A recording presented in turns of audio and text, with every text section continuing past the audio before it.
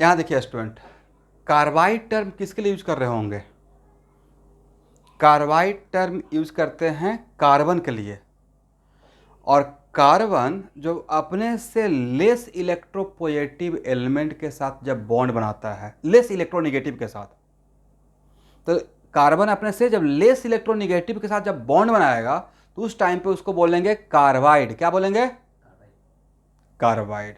लिखिए, carbides are binary. Carbide generally, अब पूरा ऑर्गेनिक केमिस्ट्री कार्बन को नहीं बोलेंगे, कार्बाइड जनरली बाइनरी कंपाउंड के लिए। Carbides are binary compound of carbon.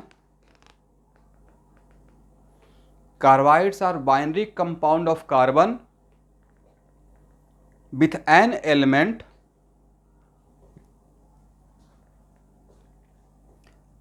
carbides are binary compounds of carbon with an element less electronegative than carbon itself, less electronegative than carbon itself.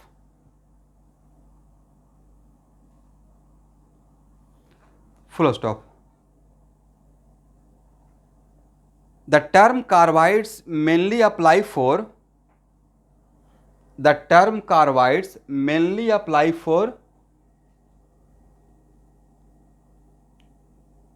compound of carbon with metal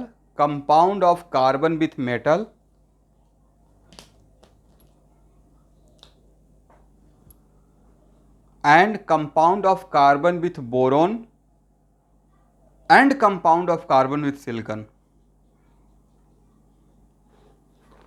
Compound of carbide term mainly apply for compound of carbon with metal, एक बार में लिख लीजिए please, थोड़ा time बचेगा, and compound of carbon with boron and compound of carbon with silicon.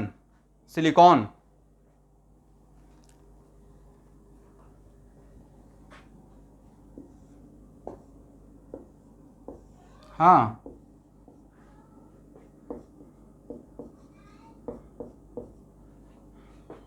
सुन लीजिएगा। अभी यहाँ पे देखिए तो बस कुछ भी नहीं बोला हूँ, बस नॉर्मल से एक लाइन बोला हूँ। कार्बाइड्स 3 टाइप का होता है, यहाँ से जानना स्टार्ट कीजिए। आयनिक कार्बाइड, ठीक है, कुछ भी लॉस नहीं हुआ है। आयनिक कार्बाइड्स, बस एक लाइन है शुभांकर, उसका कोई इंपॉर्टेंस नहीं है, नहीं तो मैं बोल देता। कोवलेंट कार्बाइड्स, और एक है interstitial carbide.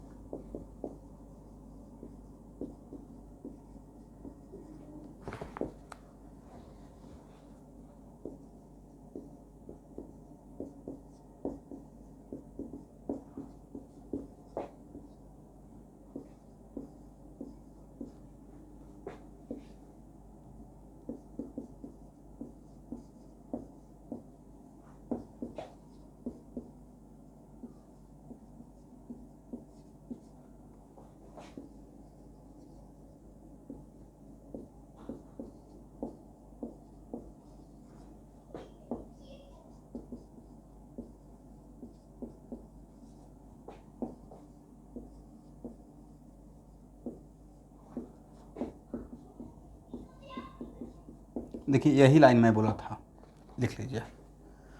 Mainly this term applicable, मतलब carbides, for the compounds when carbon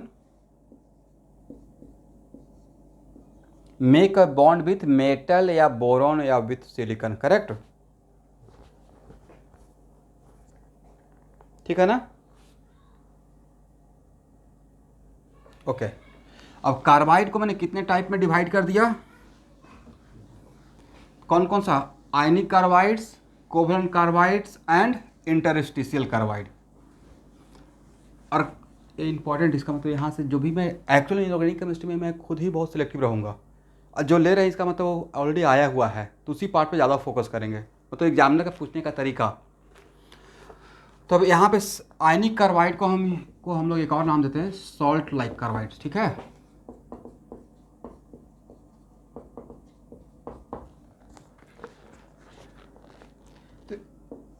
ए भी 3 टाइप्स का है। वन ऑफ द टाइप है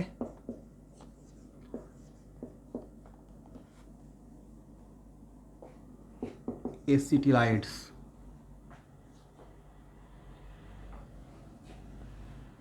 इसे पहला कौन सा टाइप रहेगा? एसिटिलाइड्स। अब next question, how can you identify कि this is the example of acetylide. मतलब सबसे बड़ा कन्फ्यूजन यही होता है एसिटिलाइड को, जब हम लोग जनरली मेटल कार्बाइड्स को वाटर में डिजॉल्व करते हैं तो कोई ऑर्गेनिक कंपाउंड प्रोड्यूस होता है, बट जनरली अब यहाँ पे है एसिटिलाइड्स, तो मेटल एसिटिलाइड। तो एसिटिलाइड का मतलब है कि जब उसको हम लोग वाटर के साथ ट्रीट करेंगे तो एसिटिलीन गैस मिलेगा।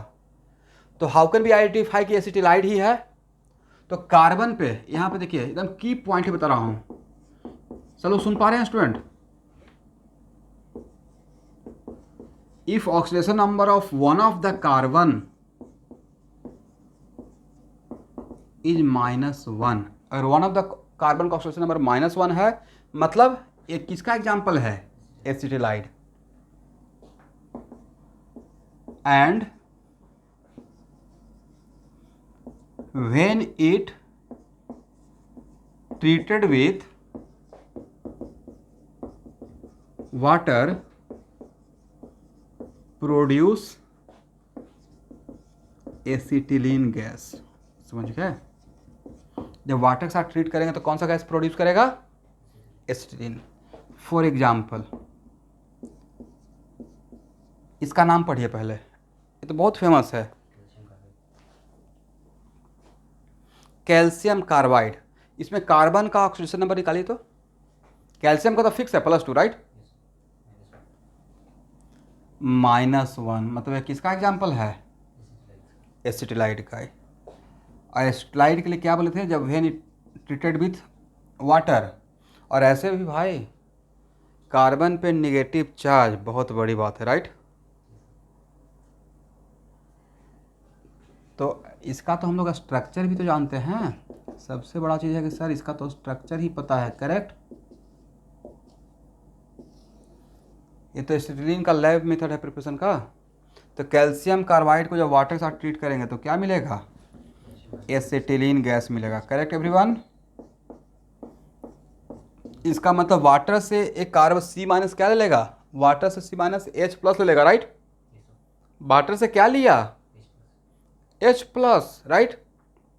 कार्बन पे निगेटिव है, तो वाटर में अगर कार्बन पे निगेटिव रहेगा तो लेस एसिडिक रहेगा, उसको भी एसिडिक बना देगा हाइड्रोजन को। यहाँ तो वाटर ही है राइट। तो वाटर से H+ लेगा तो रिलीज क्या करेगा? OH-। तो भाई OH- क्या करेगा कैल्शियम के साथ? कैल्शियम हाइड्रोक्साइड बनेगा, करेक्ट? तो गलती से अगर ये रिएक्शन बोर्ड के एग्जाम में या JEE में आ जाएगा तो बन जाएगा क्या? एकदम जोर से बोलना है भाई, फ्रैंकली कोई बात नहीं है, रूम में हम मैं और तुम हूँ, सिर्फ हूँ, बोलो। फल को पकाने के लिए इसी का यूज़ करते हैं ना? यस, फ्रूट्स को पकाने के लिए इसी का यूज़ करते हैं। और तभी तो न्यूज़ वगैरह में इंटरेस्टिंग बना के देता है कि लोहा काटने वाले गैस से पका रहे हैं, ज़्यादा डालकर। उसको लगता है कि लोहा काटने वाला गैस है तो अंदर में जाके कटिंग कर देगा। भाई इसका हार्मफुल है, इसका actually building gas, it is also gas building में यूज होता है, ठीक है? बट इसके साथ कुछ और रहता है। इसका ये तो बहुत कॉमन बात है, बहुत मोस्ट कॉमन है। कैसे यूज होता है वो तो प्रैक्टिकल आप इंजीनियरिंग कॉलेज में जाइएगा तो फर्स्ट सेमेस्टर में करना ही है। या 3 टाइप ऑफ बिल्डिंग रहता है, इलेक्ट्रिक बिल्डिंग रहता है, गैस बिल्डिंग, एक छड़ रहता है। अब उसमें वहाँ जाकर किसी के पास देखिएगा तो और भी कुछ कंपोनेंट रहता है। तो पूरा सेटअप मैं बता नहीं सकता हूँ, बट एक गैस बिल्डिंग में यूज होता है और हम लोग किए भी हैं, ठीक है? आप सबसे पहले मेरा डाउट भी आपके साथ है, क्लास क्यों नहीं ज्वाइन करते हैं ऑर्गेनिक का? आज नहीं, ऑलवेज नहीं ज्वाइन कर रहे हैं, क्या प्रॉब्लम है? जल्दी से ख़त्म कीजिए, मेकअप नहीं हो पाया अभी तक।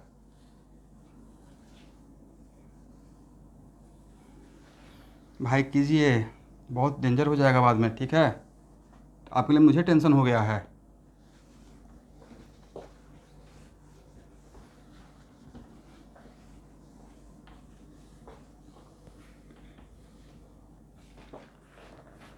एनीवे तो सर ए तो सब लोग पहचान लेगा, दिक्कत यहाँ पे होगा Al2C6, Al2C6। इसमें क्वेश्चन ऐसे आएगा वाटर डिजोल्व करेंगे क्या बनेगा, तो अब यहाँ पे आपको ये हेल्प कर देगा। यहाँ देखिए Al2C6, तो ये कार्बन पे कितना निगेटिव है, what is oxidation number of carbon,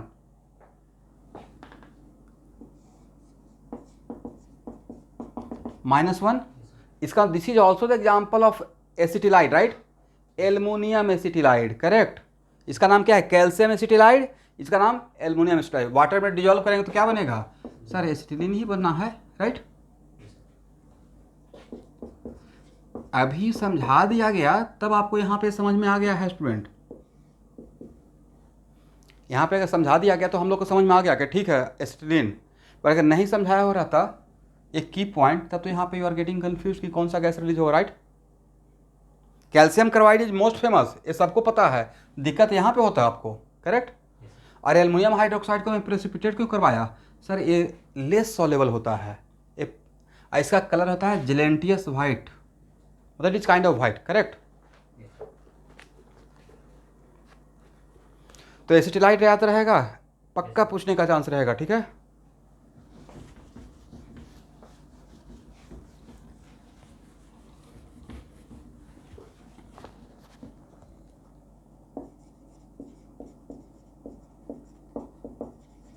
मिथेनाइड, नाम से क्या लग रहा है कि सर मीथेन गैस देगा, राइट। तो इसको पहचानने का तरीका है ऑक्सीडेशन नंबर ऑफ कार्बन अगर -4 आता है, कितना, अगर वन ऑफ द कार्बन का ऑक्सीडेशन नंबर -4 रहेगा तो it is the example of methanide. अब मिथेनाइड क्या देगा, मीथेन गैस देगा, correct. For example Be2C, what the oxidation number of carbon,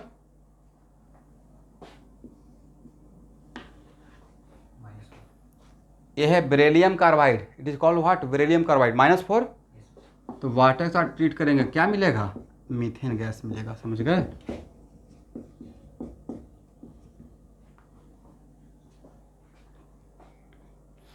it is also the exam, अभी सारा आयनिक कार्बाइड चल रहा है, मेटल कार्बाइड, तो मेटल और कार्बन के बीच में almost ionic character, almost ionic character with few metal, जिसको हम लोग ऑर्गेनोमेटालिक में काउंट करते हैं, like Grignard reagent, but in general it is kind of ionic carbide, ठीक है, it is kind of salt.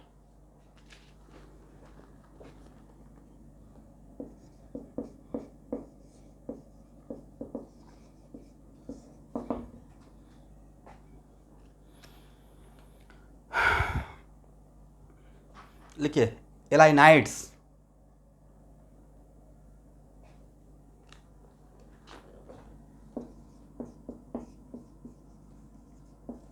It produce propyne. तो actually देखिए, अब इसको जनरलाइज मैं आगे करूँगा। एक्चुअल में इसका नाम अल्काइनाइड में एक आपको कंपाउंड ही पढ़ाएंगे, रिएक्शन ही पढ़ाएंगे, जैसे सोडियम अल्काइनाइड।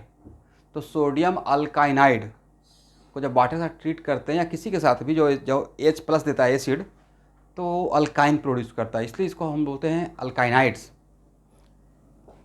यहाँ पे लिख दीजिए एलाइनाइड्स। तो इसके लिए जनरली, लेकिन इनऑर्गेनिक केमिस्ट्री के पॉइंट ऑफ व्यू से इट प्रोड्यूसेज प्रोपाइन।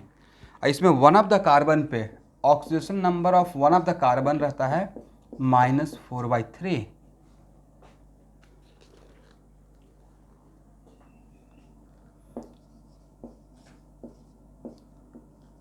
देखिए स्टूडेंट, ये है magnesium carbide, right, it is called what, magnesium carbide. आपको अब यहाँ पे कन्फ्यूजन ये होता है कि एसिटिलीन गैस देगा, मीथेन गैस देगा या प्रोपाइन देगा, कन्फ्यूजन डैम श्योर होता, राइट। बट यहाँ पे जो की पॉइंट में 3 कोई की पॉइंट बताया, वहाँ उस की पॉइंट से आप बता पाएंगे कि यहाँ पे क्या देगा। क्या इस वन ऑफ द कार्बन का ऑक्सीडेशन नंबर -1 है, नहीं है। वन ऑफ द कार्बन का ऑक्सीडेशन नंबर -4 है, नहीं है। इसका मतलब है कि भाई ये तीनों एक साथ रहेगा। और वन ऑफ द कार्बन का ऑक्सीडेशन नंबर कितना है, -4/3। दैट्स वाई यहाँ पे मिलेगा CH3 C triple bond CH,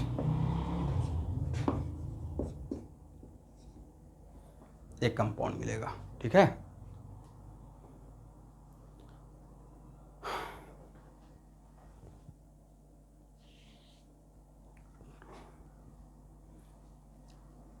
हाँ, अगर वन ऑफ द कार्बन का ऑक्सीडेशन नंबर -4/3 आता है, वन ऑफ द कार्बन का ऑक्सीडेशन नंबर, तो वहाँ से अगर उसको बोलेंगे हम लोग मैग्नीशियम प्रोपाइनाइड। अल्काइनाइड बोलने से बेटर है मैग्नीशियम प्रोपाइनाइड, और वहाँ पे प्रोपाइन मिलेगा। प्रोपीन या प्रोपाइन? प्रोपाइन। ये मैंने 3 ही बताया अल्काइनाइड में। मेटल कार्बाइड के लिए 3 जगह से क्वेश्चन आ सकता है। एक था एसिटिलाइड, राइट, वहाँ पे एसिटिलीन गैस। एक था मिथेनाइड और दूसरा है प्रोपाइनाइड, करेक्ट। तीनों को हाउ कैन बी डिफ्रेंशिएट? अगर एक कार्बन पे -1 एसिटिलीन गैस मिलेगा उस मेटल कार्बाइड से, एक कार्बन पे -4 मीथेन गैस मिलेगा, एक कार्बन पे -4/3 तो प्रोपाइन मिलेगा। ठीक है, ठीक। अब लिखिए कोवैलेंट कार्बाइड।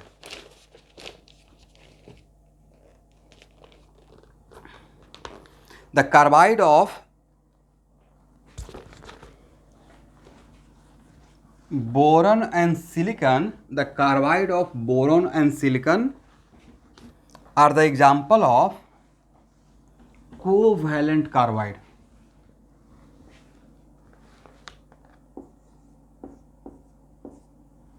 B4 C यहाँ देखना है, and SiC both are the example of covalent carbide.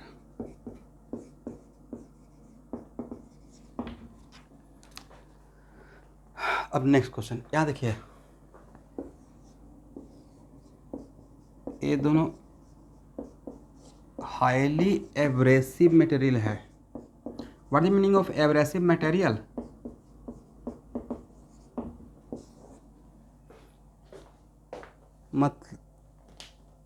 इस एब्रेसिव मटेरियल का मतलब हुआ कि हाईली कह सकते हैं स्टेबल है और बहुत टफ, राइट।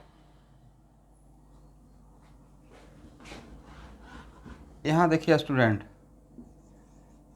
Al2O3, एक्चुअल में it is very important to note that powder of aluminium powder को हम लोग यूज करते हैं, ध्यान सुनिएगा, सॉलिड फ्यूल इन रॉकेट। मतलब वहाँ से बहुत एनर्जी मिलता है। इसका मतलब अगर पहली बात तो जलेगा नहीं, लेकिन once it start burning with oxygen तो हाईली एक्सोथर्मिक है, मतलब एनॉर्मस अमाउंट ऑफ एनर्जी। इसका मतलब कोई रिएक्शन अगर हाईली एक्सोथर्मिक होकर प्रोडक्ट बना रहा है तो वो product is highly stable. According to chemistry point of view energy level बहुत कम हो जाएगा, और जिसका एनर्जी सब बहुत कम उसका स्टेबिलिटी बहुत ज़्यादा। तो एक्चुअल में पहले के ज़माना में इसको बोलते हैं यस कोरोंडम।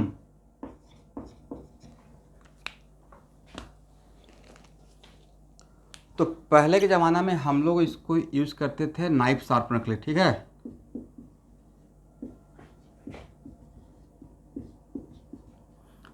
बट यहाँ पे एक्चुअल में एल्युमिनियम कॉस्टली पड़ रहा है, करेक्ट ना एवरीवन। बाद में आफ्टर फॉर्मेशन ऑफ SiC जब इसका इन्वेंशन हुआ तो एक्चुअली होता ना, कभी कभी कोई आकर मार्केट से किसी को रिप्लेस कर दिया। फॉर एग्जांपल पहले के ज़माने में देखते थे कोडैक का रील आता था निगेटिव, राइट, जो कैमरा में लगाते थे स्टिल फोटोग्राफी। भाई स्मार्टफोन आकर उसका मार्केट ही ख़त्म कर दिया नहीं, 10,000 करोड़ का बिजनेस को ख़त्म कर दिया विद इन 2-3 ईयर्स। अब कोई लेकर थोड़े घूमता है। पहले शादी विवाह में देखते थे, पहले के ज़माने में पेरेंट्स के टाइम का बात कीजिएगा आप, 30 ईयर्स पहले, तो बहुत शौक से लोग कैमरा लाता था, रील लाता था खरीद के। मतलब वो एक पार्ट रहता था शादी का कि नहीं कैमरा का रील आया या नहीं आया, यादगार बनाने के लिए। अभी सबके पास फ़ोटो है, सबके पास है कैमरा, राइट। तो वो होता है कि मार्केट से किसी को रिप्लेस कर दिया, तो ये इसका एक काम था। SiC silicon carbide highly abrasive and costly भी कम, सिलिकॉन और कार्बन लग रहा है, right.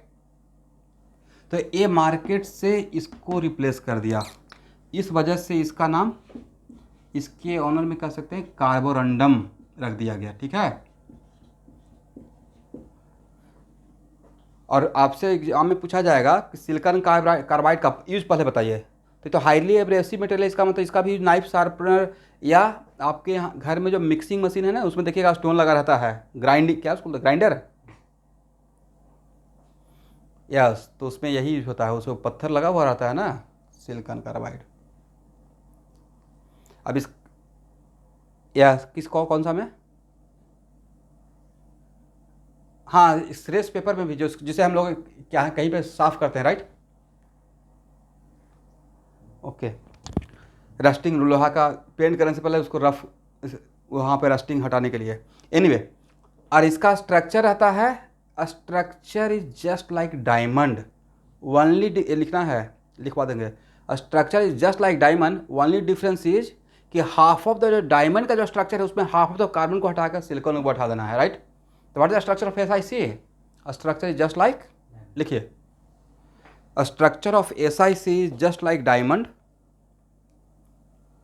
only difference is that half of the carbon replaced by silicon. A structure is just like diamond, a structure is just like diamond, only difference is that half of the carbon in diamond replaced by silicon.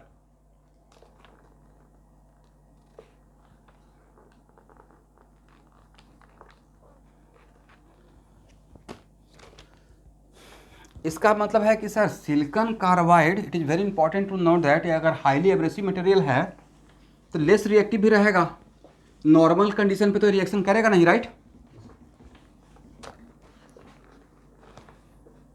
But फिर भी अगर इसको हम लोग caustic soda, caustic के साथ in the presence of oxygen और concentrated caustic अगर हीट करते हैं तो रिएक्शन करता है, ये रिएक्शन इंपॉर्टेंट है। अब बनता है सोडियम सिलिकेट, और ऐसे भी जानते हैं सिलिकॉन का NaOH के साथ सोडियम NaOH प्लस सिलिकॉन क्या बनता था, सोडियम सिलिकेट ना, plus sodium carbonate plus water, ठीक है स्टूडेंट। ये रिएक्शन रट जाइएगा, इसका ये रिएक्शन बहुत इंपॉर्टेंट है।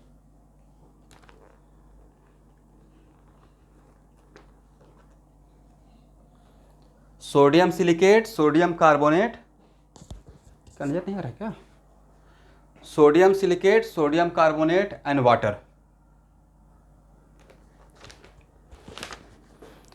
चलिए स्टूडेंट, इंटरस्टिशियल कार्बाइड पढ़ने का रिक्वायरमेंट नहीं है। इंटरस्टिशियल कार्बाइड का बस इतना जान जाइए कि ट्रांजिशन मेटल में सॉलिड स्टेट में जब एटम अपना लैटिस पॉइंट पर जगह ऑक्यूपाई करता है, जो बीच में वॉइड खाली रहता है उसमें जाकर न्यूट्रल कार्बन बैठ जाता है, कार्बन पार्टिकल्स, कार्बन एटम, उसी को हम लोग बोलते हैं interstitial carbide, correct.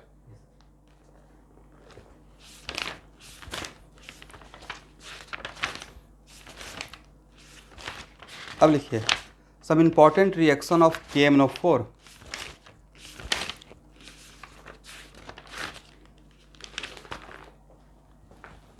Some important reaction of KMnO4.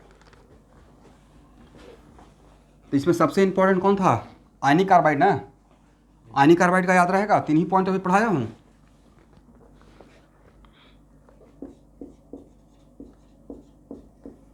इसको टाइट्रेशन के पॉइंट ऑफ व्यू से भी देखिएगा, मैं सिलेबस में देख रहा था अभी, ठीक है।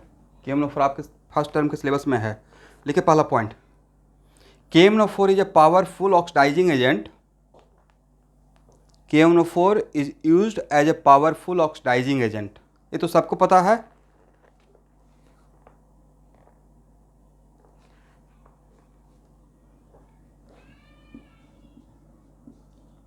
प्रिपरेशन भी आएगा, लेकिन इसको अलग से भी बाद में ट्रांजिशन मेटल में KMnO4 पढ़ाऊंगा, ठीक है। अभी तो थोड़ा बहुत जानना जरूरी है। K2MnO4, इसका नाम पोटेशियम पर मैग्नेट या पोटेशियम मैग्नेट, यहाँ देखना है। यस, पोटेशियम मैग्नेट में जब H2SO4 डालते हैं तो पोटेशियम पर मैग्नेट बन जाता है, ये इसको रट जाइएगा।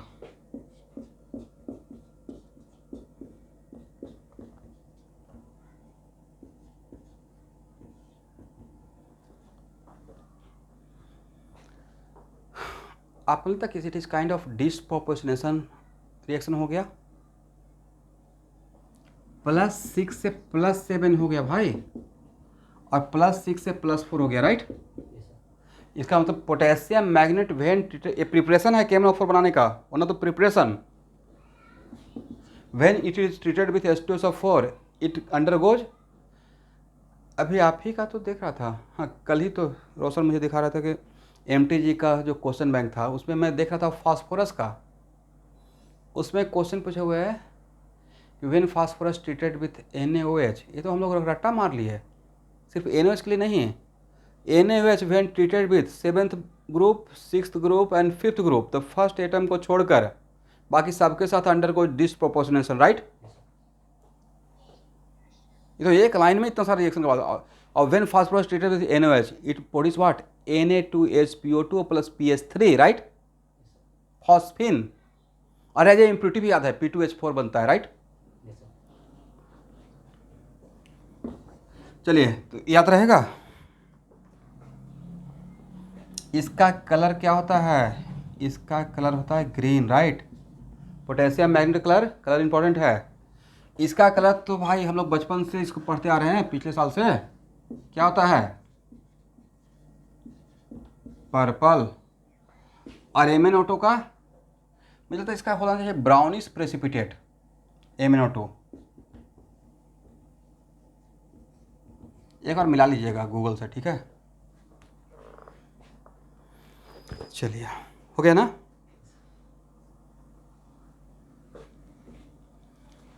सेकेंड प्रिपरेशन K2MnO4 अब प्लस H2O। यहाँ देखिए, अब it is very important to note that actual में ऑक्सीजन का ऑक्सीडाइजिंग पावर, ऑक्सीजन को सिर्फ ऑक्सीडाइज कर सकता है fluorine, right. Yes, sir. Oxygen को ऑक्सीडाइज सिर्फ फ्लोरीन कर सकता है, वो 0 से +1 में। अगर ऑक्सीजन का ऑक्सीडेशन, ओवरऑल ऑक्सीडेशन नंबर अगर 0 है तो उसको ऑक्सीडाइज सिर्फ फ्लोरीन करेगा, बाकी वो दूसरे को ऑक्सीडाइज करेगा। याद है एज ऑक्सीडाइजिंग एजेंट एक तोड़ कर मैं रिएक्शन पढ़ाया था ओजोन का, O2 plus nascent oxygen. Yes, sir. Okay, तो भाई K2MnO4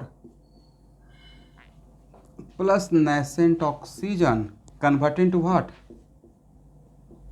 KMnO4, करेक्ट ना। एक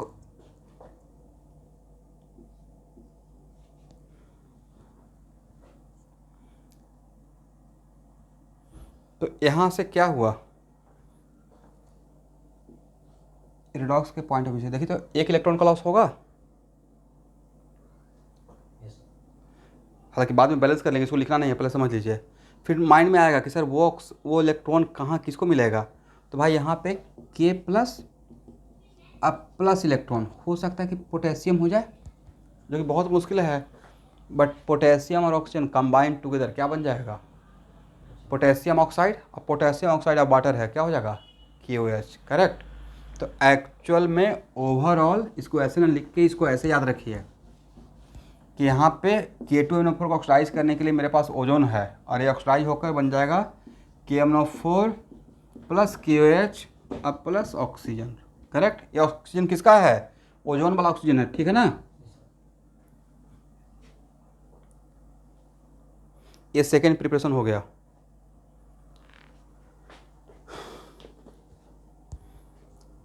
चलिए what is the property of KMnO4, थोड़ा 2 लाइन में प्रॉपर्टी देखते हैं KMnO4 का। सर इसका ऑक्सीडाइजिंग पावर डिपेंड करता है मीडियम पे, राइट। सबसे ज़्यादा ऑक्सीडाइजिंग पावर किस मीडियम में रहता है, ये तो आपको पता ही है, एसिडिक। उसके बाद न्यूट्रल में, और सबसे कम इसका ऑक्सीडाइजिंग पावर बेसिक मीडियम में।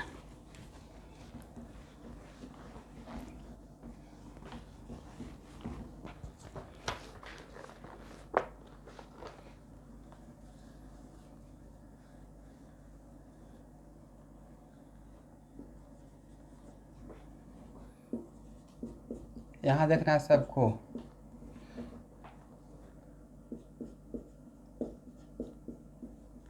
एसिडिक मीडियम में आप लोग को सिखा रहा हूँ कि कैसे की क्वेश्चन लिखते हैं, ठीक है, तोड़कर देखिए ऐसे लिखते हैं स्टूडेंट। ये पार्शियल बैलेंसिंग का तरीका सिखा रहा हूँ। 2KMnO4 को ऐसे लिखिएगा K2O MnO अब प्लस 5 नेसेंट ऑक्सीजन, ठीक है ना। एसिडिक मीडियम में KMnO4 को तोड़कर लिखने का तरीका होता है K2O plus MnO plus 5 nascent oxygen. ठीक, तो बैलेंस है। Yes, sir. और K2O प्लस H2SO4 क्या हो जाएगा? K2SO4 प्लस वाटर, ठीक है ना? Yes, sir. और MnO एसिड प्लस बेस। और मैग्नीज का एक कैरेक्टर है कि हायर ऑक्सीडेशन स्टेट में उसका ऑक्साइड एसिडिक होता है, लोअर ऑक्सीडेशन स्टेट में उसका ऑक्साइड बेसिक होता है। मैग्नीज का एक खास प्रॉपर्टी है, या इस प्रॉपर्टी क्रोमियम में भी है, कि हायर ऑक्सीडेशन स्टेट में उसका एसिडिक रहता है ऑक्साइड और लोअर में बेसिक रहता है। MnO प्लस H2SO4 क्या बन जाएगा? MnSO4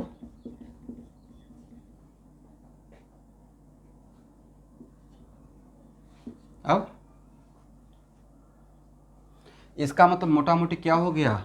K2SO4 MnSO4 plus H2O अब प्लस 5 नेसेंट ऑक्सीजन। एक बार इसको बैलेंस कर लेते हैं, मतलब ये की इक्वेशन है H2SO4 के साथ, ठीक है? Yes, sir. देखिए तो कितना सल्फेट खर्च हुआ? 3 ना?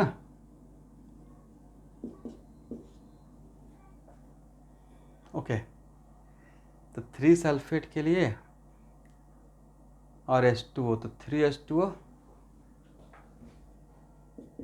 देखिए तो स्टूडेंट बैलेंस है यहाँ से वहाँ तक रिएक्शन।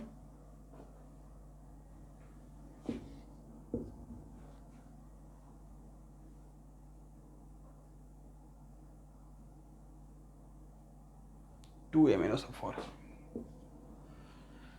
अब इस चेक कर लीजिए, बैलेंस होना चाहिए। 8 ऑक्सीजन है, हाँ बैलेंस है, राइट। ये मेरा की इक्वेशन है फास्ट होने के लिए, ठीक है ना? Yes, sir.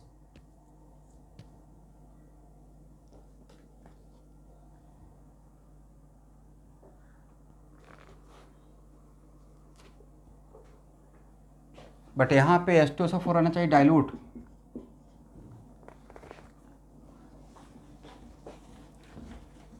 की इक्वेशन याद रखिएगा।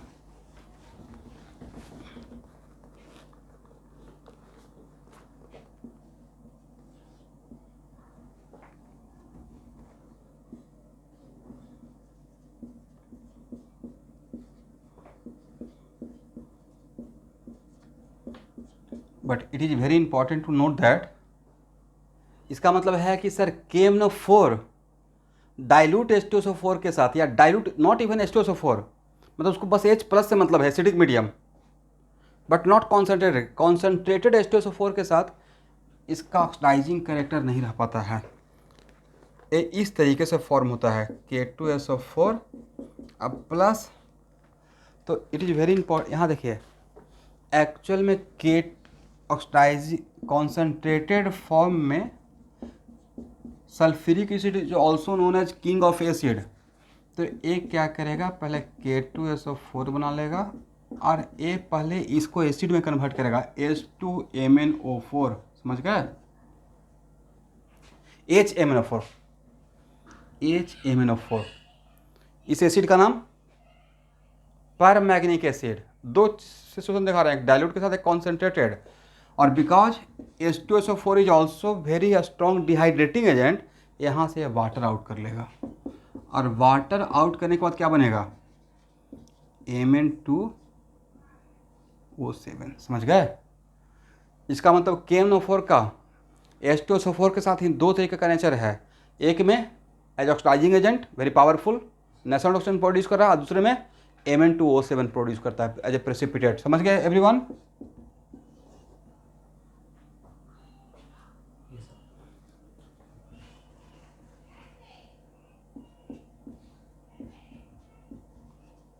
इसका नाम है परमैग्निक एसिड।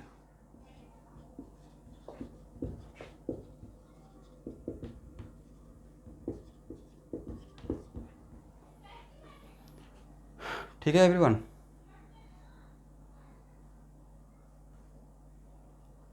ठीक है ना? Yes, sir.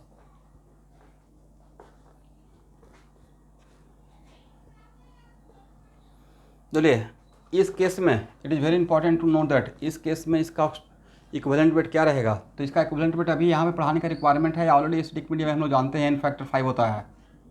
yes sir, अब यहाँ पे दोबारा प्रूफ करने का रिक्वायरमेंट है, आप लोग समझ पाएंगे। सर +7 से +2 में आ गया था, n फैक्टर 5 है, राइट।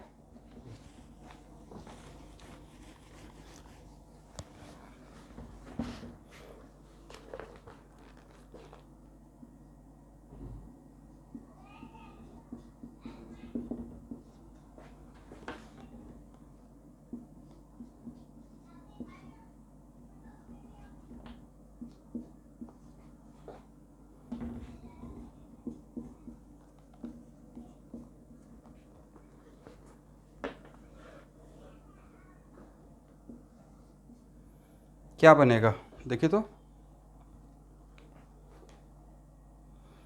H2S प्लस KMnO4 और यहाँ पे H2SO4 भी है, एसिडिक कंडीशन, राइट। अब डायरेक्टली आप की इक्वेशन लिखिए। की इक्वेशन क्या था एवरीवन? तो सर की इक्वेशन इज 2KMnO4। ऐसे पूछा ही जाएगा कि H2S जो KMnO4 के साथ ट्रीट करेंगे तो बनेगा क्या, बट पहले की इक्वेशन से अगर आते हैं तो 2KMnO4 plus 3H2SO4 converted into, थोड़ा वो तो आप लोग भी तो बोलिए तभी तो याद होगा। ये मुझे याद करवा रहे हैं आप लोग। ये तो सारा रिएक्शन लाइन बाय लाइन दोबारा मुझे याद हो जाएगा। प्लस 5 नेसेंट ऑक्सीजन H2S अब plus nascent oxygen convert into what, H2O, hydrogen का जाना, ये also the example of oxidation, right. yes sir, और भाई सल्फर होता है 2 टाइप का, सल्फर का भी बहुत सारा टाइप है, बट ऑक्सीडेशन रिडक्शन के पॉइंट ऑफ व्यू से सल्फर का 2 कैटेगरी बोला गया है, जिसमें एक को हम लोग बोलते हैं मिल्क ऑफ सल्फर और एक को बोलते हैं कोलाइडल सल्फर। अब 1 मिनट मुझे टाइम दीजिए, मेरे दिमाग से थोड़ा ये बात निकल गया, लेकिन 1 मिनट में याद आ जाएगा। किसको हम लोग मिल्क ऑफ सल्फर बोल रहे थे और किसको कोलाइडल सल्फर। हाँ, अगर ऑक्सीडेशन होकर सल्फर बनता है, ये बहुत बार आएगा, इतना बार आएगा ना, और जो पॉइंट मैं बोल रहा हूँ ना वो बहुत बार रिपीटेड है। देखिएगा मैं मेन कॉपी में देखिएगा, उसमें 5 स्टार दिए हुए हैं, मतलब वो बहुत बार रिपीट किया है IT। तो एक्चुअल में आज के बाद वैसा कोई भी सल्फर का प्रोडक्शन जो ऑक्सीडेशन होकर होता है उसको हम लोग बोलेंगे कोलाइडल सल्फर। कौन सा सल्फर? कोलाइडल। और रिडक्शन होकर होगा बनेगा अगर सल्फर तो उसको बोलेंगे milk of sulphur, correct. yes sir, तो यहाँ जो सल्फर हो रहा है नहीं लगता है -2 से 0 हो गया, yes sir, this example of reduced sulphur या ऑक्सीडाइज सल्फर, oxidized, तो this is example of colloidal sulphur, ठीक है। yes sir, तो यही एक ये ऑब्जेक्टिव आ जाएगा कि यहाँ जो सल्फर रहेगा उसका एग्जाम्पल मिल्क ऑफ सल्फर रहेगा या कोलाइडल सल्फर रहेगा, करेक्ट। बैलेंस कर लीजिएगा, यहाँ इस इक्वेशन को कितना से मल्टीप्लाई करके ऐड कर देंगे, वहाँ पे 5 नेसेंट ऑक्सीजन तो 5 से मल्टीप्लाई करके ऐड कर दीजिए, राइट।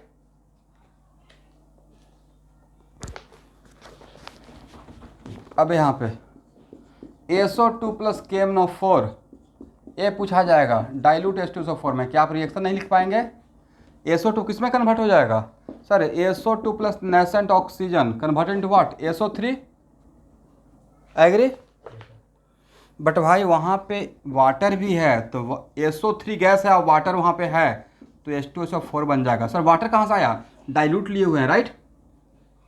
बना तो SO3, आप मेरे बात को समझे? इस रिएक्शन को मैंने कैसे किया, yes sir, कैसे? SO2 को नेसेंट ऑक्सीजन कौन देगा? ये रिएक्शन, कौन सा रिएक्शन? इन दोनों का, करेक्ट। और SO2 convert into SO3 because, लेकिन ये एसिडिक गैस है, यहाँ पे डाइल्यूट का मतलब वाटर प्रेजेंट है, तो SO3 प्लस H2O क्या बन गया? H2SO4, right. इसका मतलब ओवरऑल रिएक्शन अगर लिखना है, अब ये रिएक्शन मुझे लिखना पड़ेगा नहीं तो आप लोग से मिस्टेक हो जाएगा।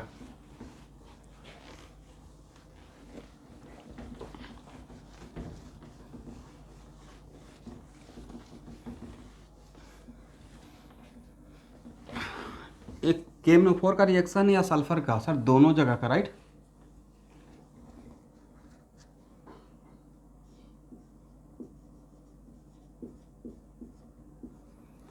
इनऑर्गेनिक में बहुत मन लगाना पड़ेगा, कोई बहुत इंटरेस्टिंग है नहीं।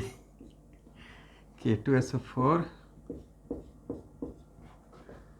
इसको हंसते खेलते पढ़ना पड़ेगा भाई, नहीं तो बोर हो जाइएगा।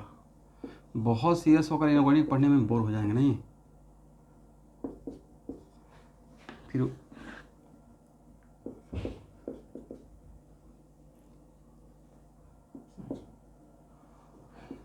Three S to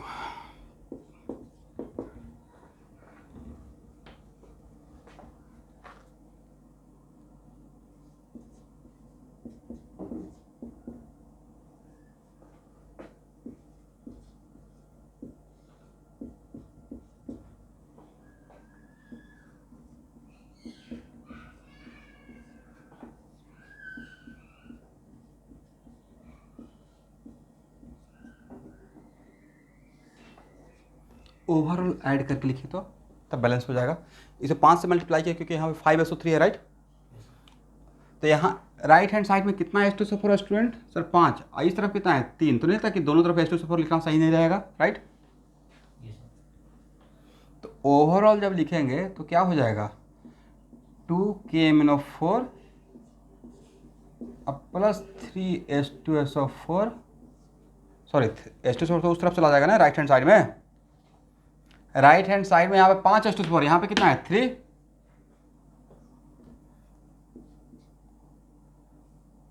5SO2 converted into K2SO4 plus 2MnSO4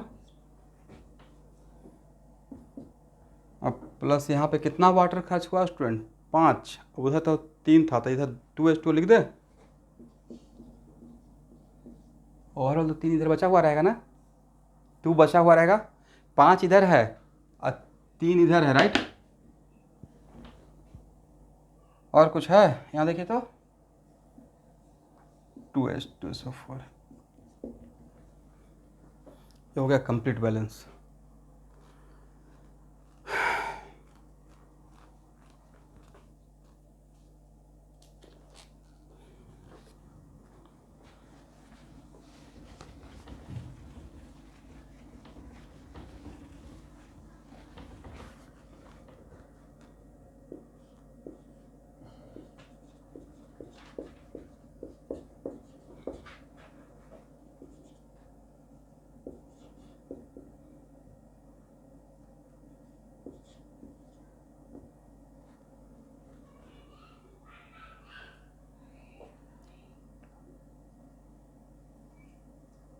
इसका नाम sodium arsenite, very good, dilute H2SO4। Balance नहीं भी करने से काम चलेगा तो ये बन जाएगा क्या? K2SO4 बैलेंस कर लीजिएगा, MnSO4 और मोटा मोटी Na3ASO4 सोडियम आर्सेनेट, इसका ऑक्सीडेशन हो गया। तो ये क्या हो गया? रिड्यूसिंग एजेंट, और ये क्या हो गया? ऑक्सीडाइजिंग एजेंट, करेक्ट ना? yes sir, बैलेंस कर लेंगे इस मेथड से।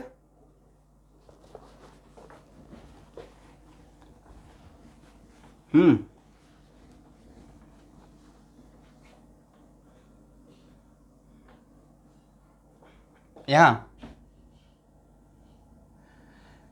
एक्चुअली 2H2SO4 हो गया क्योंकि राइट हैंड साइड में ऊपर में 3H2SO4, राइट हैंड साइड यहाँ पे इस तरफ क्या था? इस तरफ था 3H2SO4, ठीक है, सबसे ऊपर वाला में, और सबसे नीचे वाला में 5 से मल्टीप्लाई किए थे तो 5H2SO4 हो गया था। तो लेफ्ट हैंड साइड में 3 और राइट हैंड साइड में 5, तो दोनों को ओवरऑल कैंसिल करके 2H2SO4 लिख सकते हैं।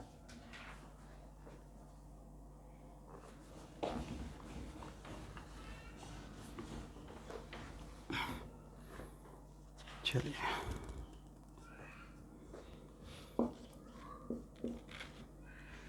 अभी जो मैं रिएक्शन लिख रहा हूँ वो एक्चुअली आपका प्रैक्टिकल के टेस्ट में है, मैं पढ़ कर भी सुना देता हूँ। Determination of concentration molarity of KNO4 solution by titrating it against a standard solution of ferrous ammonium sulfate, मतलब फेरस सल्फेट भी या फेरस अमोनियम सल्फेट भी विथ KNO4। तो फेरस अमोनियम सल्फेट में अमोनियम और सल्फेट दोनों रहेगा, यहाँ पे हम लोग सिर्फ फेरस सल्फेट का भी बात करते हैं, ठीक है। FeSO4 प्लस KNO4 इन डाइल्यूट H2SO4। बोले कौन ऑक्सीडाइजिंग एंड कौन रिड्यूसिंग एंड? सर इस +2 से +3 में चला जाएगा, राइट। इसका ऑक्सीडेशन होगा, करेक्ट ना एवरीवन? बैलेंस कर लेंगे आप लोग। अगर पार्शियल बैलेंसिंग नहीं हो पाएगा तो एटलीस्ट रिडॉक्स रिएक्शन से तो बैलेंसिंग कर लेंगे, एन फैक्टर से OH RH करके। Fe2SO4 whole 3 plus K2SO4 plus MnSO4 और बाकी वाटर, ठीक है। और balance do by your self by redox reaction method.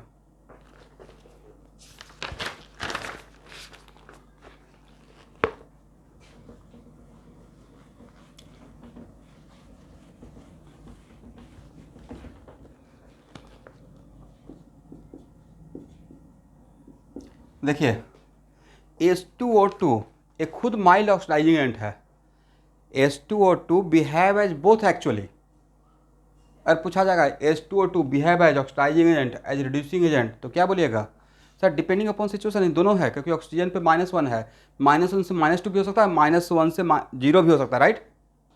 But अगर H2O2 के साथ कोई पावरफुल ऑक्सीडाइजिंग एजेंट अगर ले आएंगे, powerful oxidising agent like KMnO4, तो इससे ज़्यादा पावरफुल ऑक्सीडाइजिंग रहेगा तो इसको ऑक्सीडाइज होना पड़ेगा और खुद रिड्यूस होगा।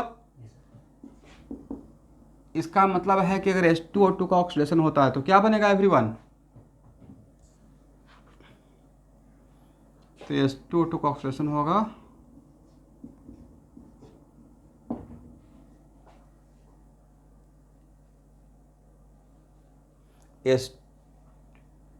H2O plus O2।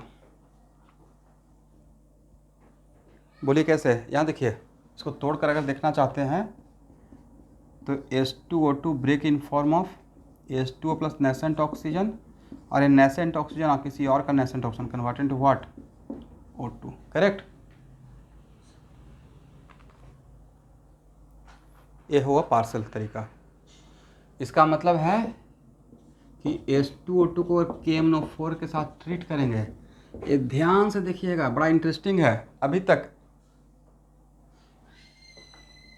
देखिए, अभी तक जितना भी रिएक्शन लिए हैं, किसी भी रिएक्शन में ऑक्सीजन गैस रिलीज नहीं हुआ होगा, राइट।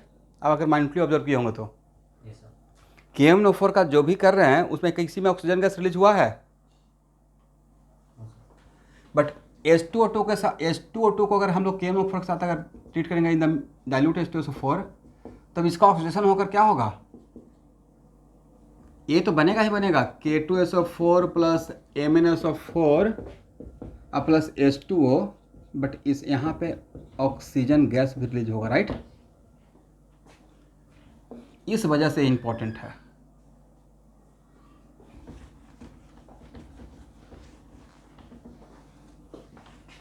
किस वजह से? बाकी में ये नहीं रिलीज हो रहा था, करेक्ट, ठीक है।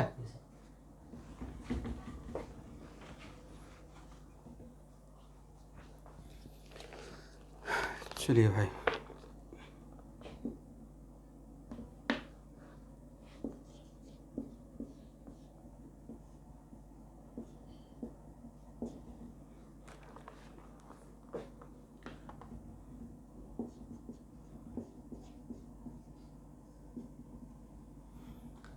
अब यहाँ पे एक चीज़ बता रहे हैं, बड़ा इम्पोर्टेंट है। एक्चुअल में KI के साथ जब H2SO4 को लेते हैं तो H2SO4 का एक और नाम है किंग ऑफ एसिड। एक खास वजह से वो जनरली किसी भी सॉल्ट को उसका एक करस्पॉन्डिंग एसिड में कन्वर्ट कर देता है पहले, राइट। तो के आई प्लस H2SO4 मतलब मुझे रिएक्शन करना है ये एक्चुअली के आई प्लस, यहाँ देखना है के आई प्लस KMnO4 करेक्ट।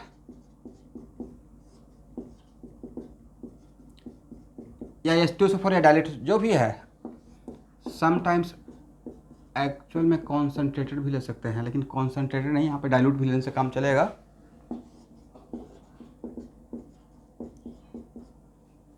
तो इसको तोड़कर देखते हैं तो K I plus H2SO4 converted to HI plus K2SO4। ठीक है स्टूडेंट, ये एक्चुअली H2SO4 का एक खास प्रॉपर्टी होता है कि किसी भी सॉल्ट को उसको करस्पॉन्डिंग एसिड में कन्वर्ट करता है, राइट, उसके एसिड रेडिकल को। बट यहाँ पे HI नेसेंट ऑक्सीजन के साथ रिएक्ट हो जाएगा और ऑक्सीडाइज हो जाएगा। नेसेंट ऑक्सीजन कहाँ से आएगा सर? यहाँ से आएगा, राइट। और क्या बन जाएगा? H2O प्लस I2, समझ गए? तो यहाँ पे दो चीज़ पढ़ लिया आपने। HI मतलब हाइड्रोजन आयोडाइड को KMnO4 ऑक्सीडाइज करके वाटर प्लस I2 में कन्वर्ट करता है, is it right? But it is very important to note that एक काम वो KCl के साथ नहीं कर पाता है। अगर KCl के साथ अगर KMnO4 लेंगे, KCl के साथ KMnO4 को, तो Cl2 नहीं बनेगा। यही एक्चुअली इसमें कंपेरिजन में दिखाना चाह रहा था, कंपटीशन पॉइंट ऑफ व्यू से। क्या मैंने बोला? KCl के साथ लेंगे, जैसे यहाँ से आप इन्फ्लुएंस हो गया, सोच लीजिएगा KI तो HI में कन्वर्ट हो जाएगा, HI plus nascent oxygen H2 plus I2, तो वहाँ भी सोचिएगा KCl plus H2SO4 KCl plus K2SO4, right? Sorry, KCl plus H2SO4 HCl plus K2SO4 HCl plus nascent oxygen converted to H2 plus Cl2। But ये नहीं होता है। KBr के साथ होगा, KI के साथ होगा, लेकिन KCl के साथ नहीं होगा। KF के साथ तो बिल्कुल नहीं सोचेंगे, बट KCl के साथ भी नहीं होगा। वजह Cl2 का ऑक्सीडाइजिंग पावर KMnO4 से ज़्यादा होता है। समझ गया स्टूडेंट? मतलब एक काम ओवरऑल जो हम लोग KI के साथ इमेजिन कर रहे हैं कि क्या बनेगा KI के साथ K2SO4 प्लस MnSO4 और प्लस I2 और प्लस वाटर। एक काम हम लोग KCl के साथ नहीं करेंगे। कोई पूछेगा वजह, तो क्या बोलना है? इस तरीके से तोड़कर समझा देना है, ठीक है? मतलब यहाँ पे Cl2 आउट नहीं करना है, correct. What about KBr? KBr के साथ Br2 आउट करना है, ठीक है ना? आप लोग रीजन लिख पाएंगे मैंने क्या बोल दिया? यहाँ पे भी Br2 आउट होगा, यहाँ पे Br2, बाकी तो पता ही है, सब में तो एक ही लिख रहे हैं K2SO4 MnSO4 plus water, right. इसका मतलब है KI converted into oxidise into I2, KBr oxidise into Br2, but KCl not oxidise into Cl2। What is the reason? Cl2 का ऑक्सीडाइजिंग पावर KMnO4 से ज़्यादा है, राइट?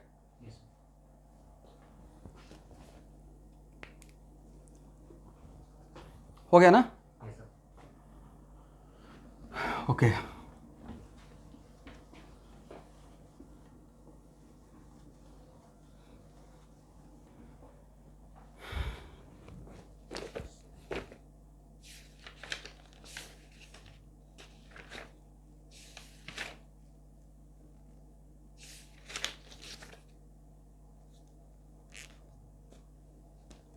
आज के लिए इतना ही रहने दीजिए।